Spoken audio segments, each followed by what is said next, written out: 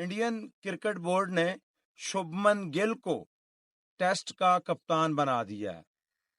India ने 20 जून से 5 test match खेलने हैं इंग्लैंड में, और बीइंग ए कप्तान शुभमन गिल के लिए ये सीरीज मुश्किल होने वाली है, क्योंकि रोहित शर्मा भी नहीं है और विराट कोहली भी नहीं है। ऊपर से शुभमन गिल को कप्तान बना दिया है। मुश्किल सीरीज में मुश्किल फैसले लेने पड़ेंगे। हालांकि पिछली सीरीज में जो ऑस्ट्रेलिया के खिलाफ थी, उसमें वाइस कैप्टन थे जसप्रीत बुमराह, तो हक किसका बनता था? बुमराह को। आउट ऑफ सिलेबस आ गए हैं Shubman Gill as a captain. तो शुभमन गिल को कप्तान बनाया है गौतम गंभीर ने। वो कहते हैं कि मुझे ऐसा कप्तान चाहिए जो 5 मैचों की सीरीज में 5 ही मैच खेले। ये नहीं होगा कि वो 3 मैच खेले और 2 मैचों में वो रेस्ट करे। इंडिया की ये रन रीति रही है कि वो बुमराह को बचा कर रखते हैं। उन्हें पता है कि बुमराह जैसा पीस शायद दोबारा हमें मुश्किल से मिले। जो डेप्थ है उनकी बॉलिंग में, जो कंट्रोल है उनका लाइन लेंथ पे, जो उनकी बॉलिंग में अग्रेशन है, अगली टीम को तहस नहस करने वाला बॉलर शायद इंडिया ने अपनी हिस्ट्री में नहीं देखा। इसलिए वो ज्यादा लोड नहीं डालते। 5 मैचों में 3 मैच खिलवाते हैं, 2 मैचों में वो बुमराह को आराम देते हैं। तो गौतम गंभीर कहते हैं ऐसा कप्तान तो मुझे बारे में नहीं है। इसलिए गौतम गंभीर ने शुभमन गिल को सिलेक्ट किया। शुभमन गिल एक नए दौर का आगाज करने जा रहे हैं इंडिया के लिए। दौरा मुश्किल है। इंग्लैंड में कभी भी किसी एशियन टीम के लिए खेलना आसान नहीं है। रोहित शर्मा का बहुत बड़ा एज था इंडियन बैटिंग को, कि वो शुरू से आके टेस्ट में, वनडे में तेज स्टार्ट देते थे। अब वो स्टार्ट नहीं मिलेगा। जायसवाल को देखें या के राहुल को देखें या शुभमन गिल को देखें, वो इतनी तेज रफ्तारी से रन नहीं बनाते। वो धीरे धीरे इनिंग को बिल्ड करते हैं और टेस्ट खेली ही ऐसे जाती है। मगर जब आप अग्रेसिव होकर खेलेंगे तो फिर आपको रोहित शर्मा का ही दौर याद आएगा। आपको रोहित शर्मा वाली ही लाइन लेनी पड़ेगी, क्योंकि बीइंग ए कप्तान अगर आप परफॉर्म नहीं करेंगे तो आप पर ज्यादा जिम्मेदारी उठेगी, सवाल आप पर ज्यादा उठेंगे। और पहली सीरीज भी मुश्किल है। विराट कोहली जैसा बड़ा बल्लेबाज मिडिल ऑर्डर में नहीं है। अब उनको रिप्लेस कौन करेगा, ये देखने वाला होगा कि विराट कोहली की रिप्लेसमेंट कौन है इतने बड़े प्लेयर की। और फिर इतने बड़े प्लेयर को रिटायरमेंट क्यों लेनी पड़ी?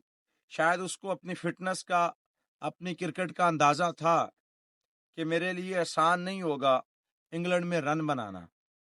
अगर मैं वहां रन ना बना सका तो ये मुझे खुद ही खुदे लाइन लगा देंगे, मेरी बैटिंग पे सवाल उठेंगे। तो उसने कहा भाई इससे बेहतर है कि अपनी रिटायरमेंट का ऐलान करके इज्जत बचा लो।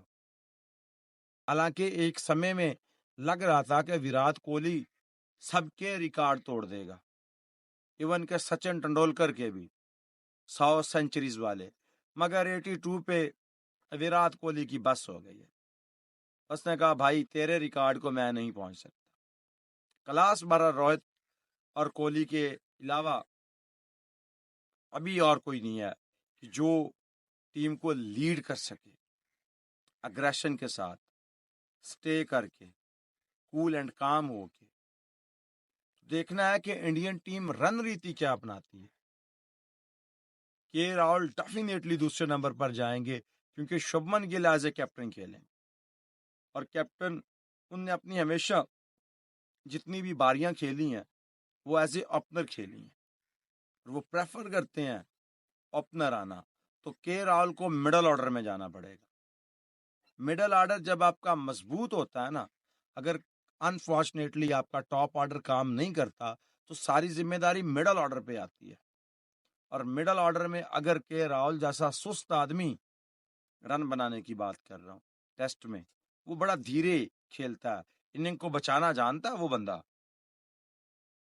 तो टीम इंडिया को कौन संभालेगा डेप्थ में, वो देखने वाला होगा।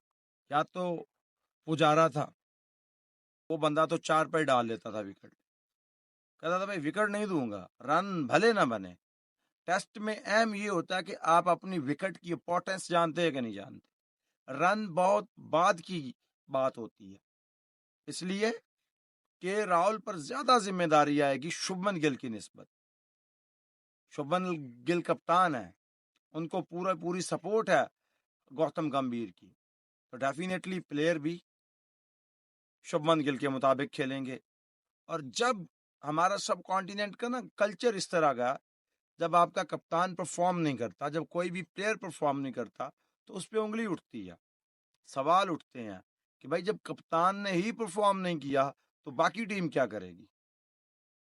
टीम का मोमेंटम बनाना होता है कप्तान ने।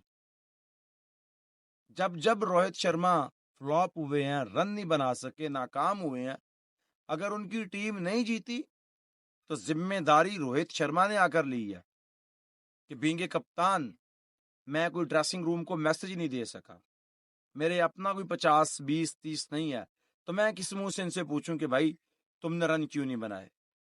तो शुभमन गिल को उस प्रेशर से निकलना है।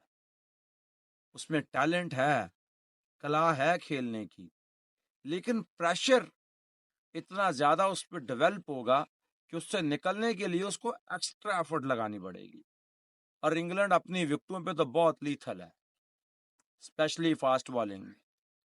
उनका बाउंस खेलना ही मान नहीं है, ऊपर से अगर आर्चर भी आ गया तो भाई साहब फिर वो खुद नहीं सेकेंगे।